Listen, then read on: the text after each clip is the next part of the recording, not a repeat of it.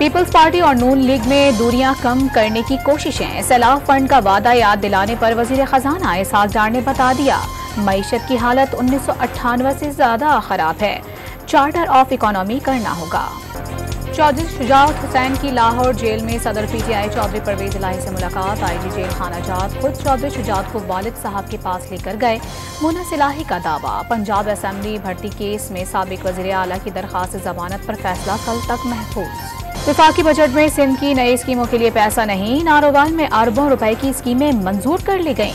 वजीर इत्तलात सिंध शर्जील इनाम मेमन का शिकवा, सैलाब जदगान के लिए फंड्स मांगना सिंध का हक करार दे दिया। चीफ इलेक्शन कमिश्नर की जेर सदारत इजलास में आइंदा आम इंतखाबात की तैयारियों का जायजा। रिटर्निंग अफसरान की तैनाती आइंदा हफ्ते मुतवक्के। गैर यकीनी का वाहिद हल इंतखाबात हैं। पीपल्स पार्टी इंतखाबी मैदान में उतरने के लिए भरपूर तैयार है।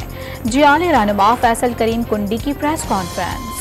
मुर्तजा वहाब कुछ देर बाद मेयर कराची के ओहदे का हल्फ उठाएंगे। हाफिज नईम का हल्फ बर्दारी की तकरीब में शरीक न होने का ऐलान। IMF प्रोग्राम खत्म होने में 11 रोज रह गए, मुआहिदा न हो सका। आलमी मालियाती इदारे को आइंदा बजट तजावीज और बैरूनी फाइनेंसिंग पर तहफ्फुजात बरकरार। स्टॉक मार्केट में शदीद मंदी का रुझान, इंडेक्स 680 पॉइंट्स गिरने के बाद 40,621 पॉइंट्स पर आ गया।